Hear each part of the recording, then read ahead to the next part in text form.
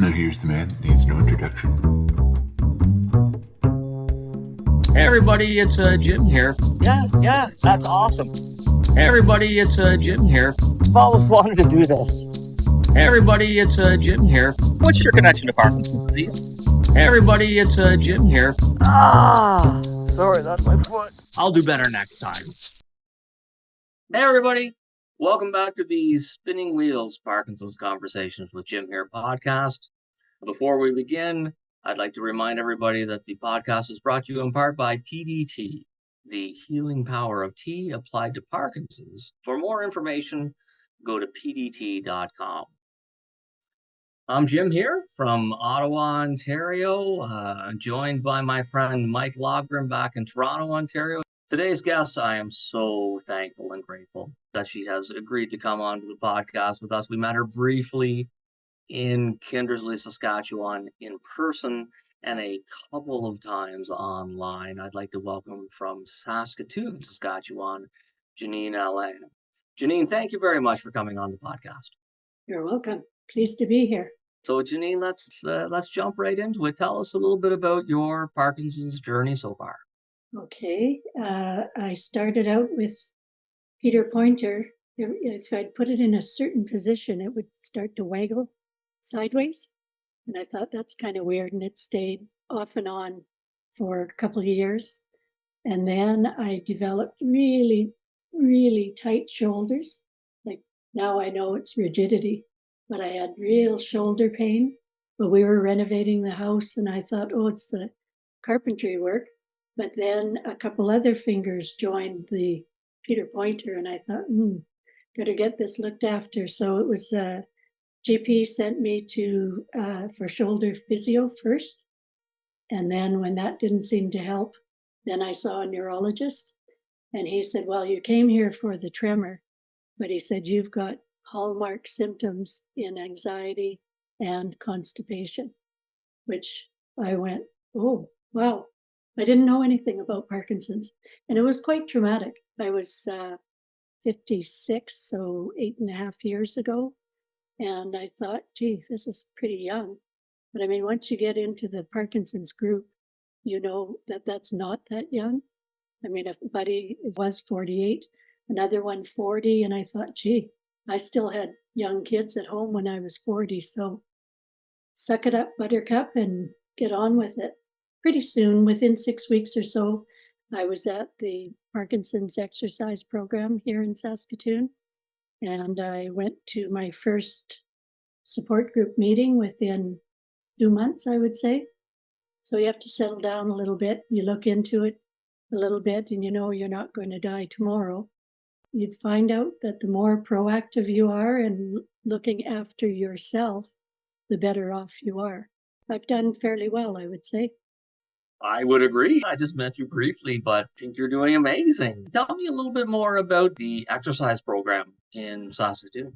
Yeah, we're very fortunate to have it, and it's run through Saskatchewan Health Authority. So it's only $30 a month, which is almost nothing for gym time. And that's 3 times a week. $30 a month? Tell me more about that. Yeah, it's the only drawback is it's not a whole lot of cardio unless you make yourself do the cardio. It's 20 minutes of a lead exercise.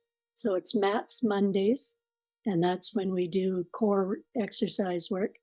Then weights Wednesdays, and we do a functional weight program with deadlifts and squats, rows, and whatever these are called, I can't remember.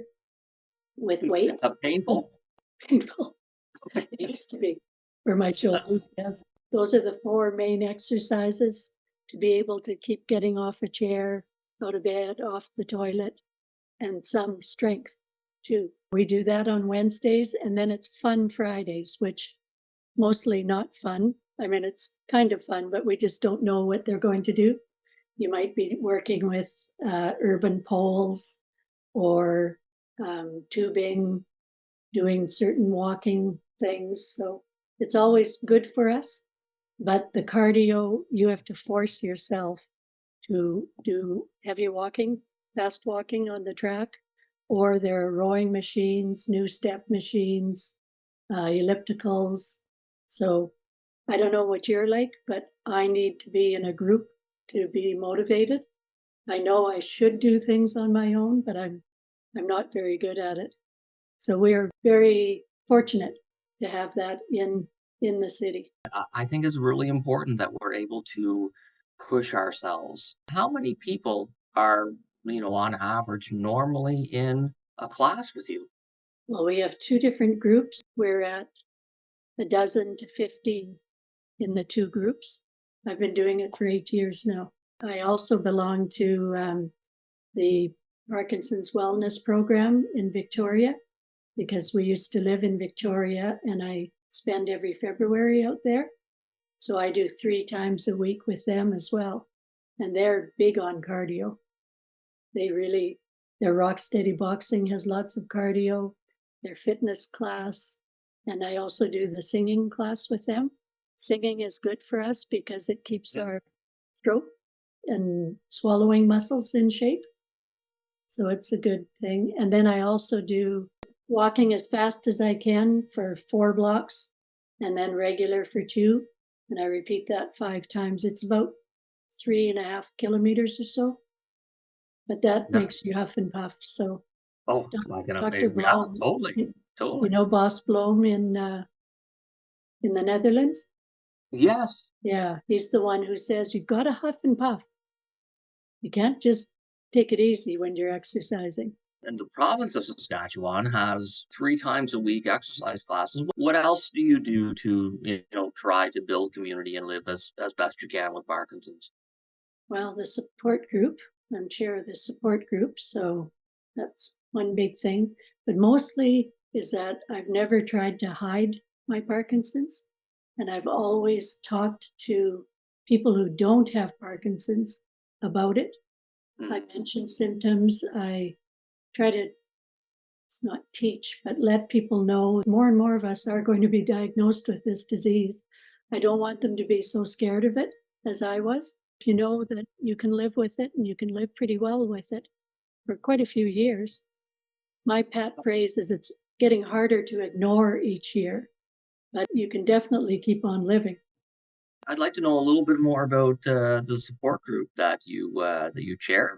It's once a month, and we are lucky that the one of the care homes gives us a large meeting room for free each month.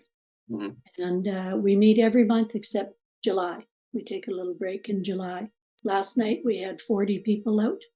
I'm usually doing a few little announcements. We do a kind of a mental, physical challenge, do a bit of a get up and stretch and move a little bit before, and then we had a presenter who was speaking mostly for the caregivers, but about maintaining hope in Parkinson's. Sorry, I have a fruit fly. About maintaining hope in Parkinson's. Sorry, I have a fruit fly.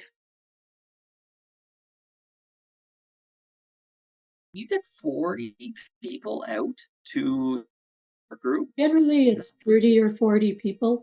Our emails go out to about 120 people. We've had 50. We've had 70, 80 at our Christmas party. So wow. Yeah. I mean, what a great community.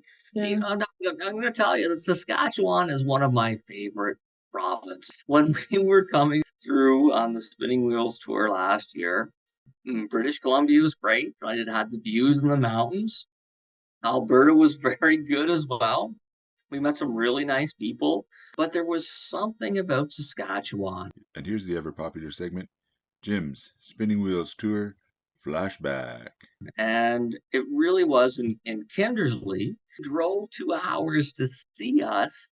You and I took a selfie or an Aussie in Kindersley at the silent auction and the barbecue.